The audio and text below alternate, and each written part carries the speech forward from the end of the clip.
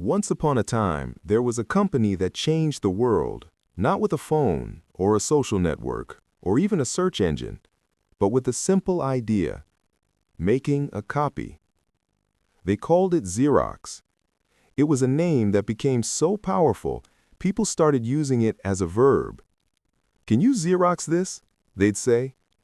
But behind that everyday phrase lies a story of brilliance and heartbreak. Because Xerox didn't just invent the copier, they invented the future. And then they watched others take it from them. Our story begins in 1906 in Rochester, New York. Back then, the company wasn't even called Xerox.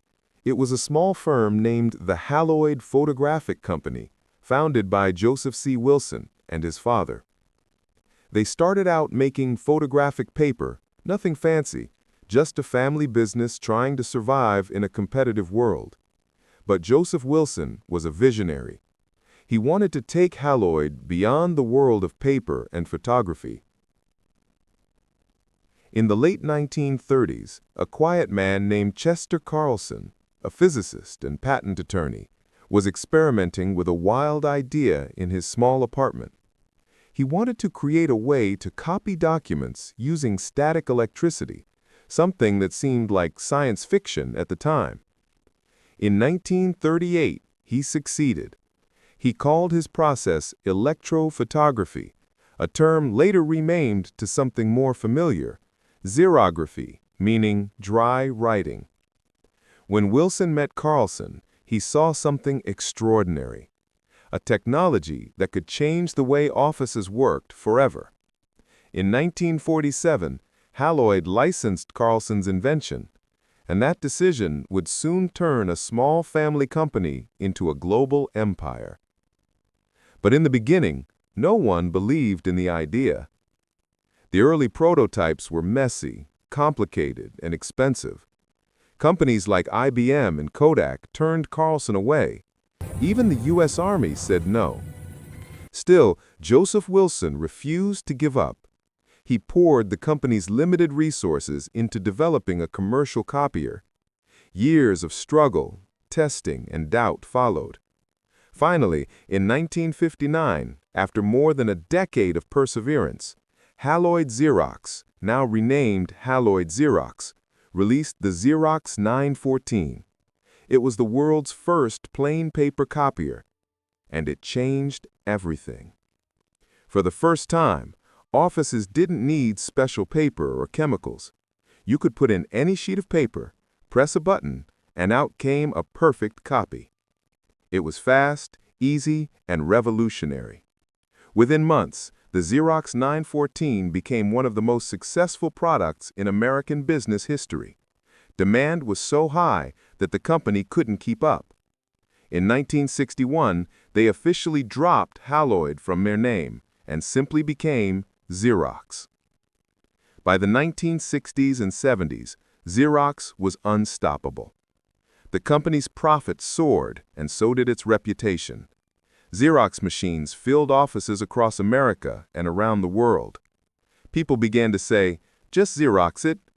It wasn't just a brand, it was a verb, a cultural icon. But Xerox wasn't satisfied with just making copiers. They wanted to innovate beyond paper. In 1970, they opened a research center that would go down in history, Xerox PARC, short for Palo Alto Research Center, in California. What happened inside PARC would become the stuff of legend. Engineers and scientists at Xerox PARC invented technologies that shaped the digital age. The graphical user interface, what we now recognize as windows, icons, and menus. The computer mouse. Ethernet networking, which connects computers together. Laser printing. Even early concepts of personal computing. In short, Xerox PARC invented the modern computer experience. They were doing in the 1970s what Apple, Microsoft, and Google would build empires on decades later. But here's the tragic part. Xerox didn't realize what they had. the company's leaders were still thinking like a copier company. They didn't see computers or software as their business.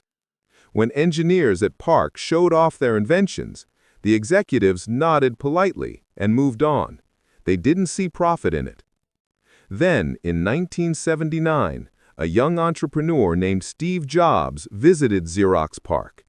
He was mesmerized by what he saw: the mouse, the graphical user interface, the concept of user-friendly computing. He took those ideas back to Apple, and a few years later, the Macintosh was born. Meanwhile, Microsoft saw the same potential and built Windows. The technologies that could have made Xerox a pioneer in personal computing became the foundation for other people's success. It wasn't theft.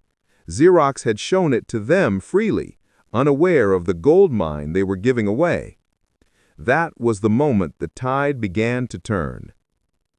By the 1980s and 1990s, Xerox was still making money from copiers and printers, but cracks began to show.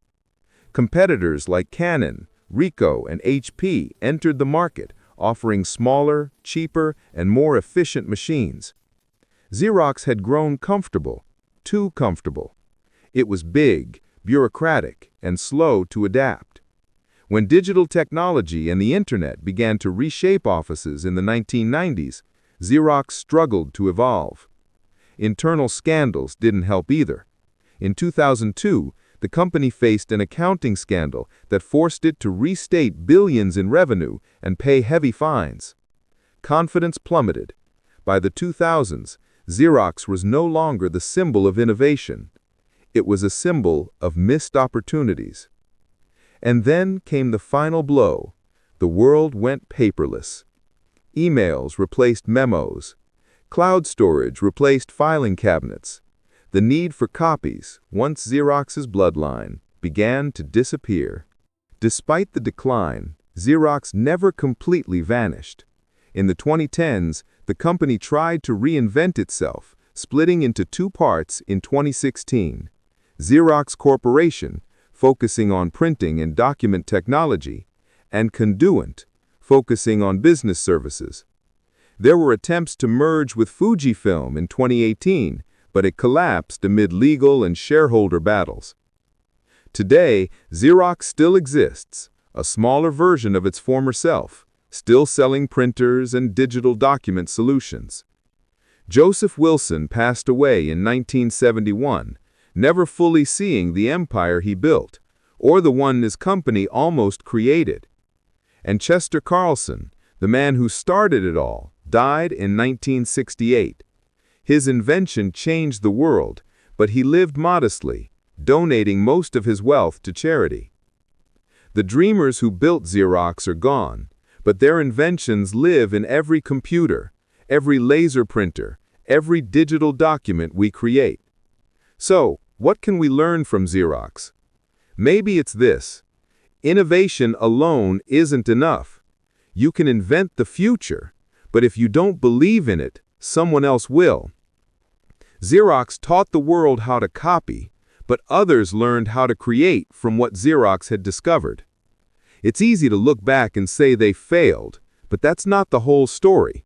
Xerox gave humanity tools that shaped the digital age. They just didn't realize the world they had built until it was too late. Their story is both inspiring and heartbreaking. A reminder that success can fade as quickly as it arrives. Once, Xerox changed how we worked. They made copying easy and dreaming possible. But success came at a cost. In chasing perfection, they lost sight of evolution. And yet, every time you print a page, move a cursor, or click a mouse, you're touching a small part of their legacy. Because Xerox may have lost the future, but in many ways, they built it.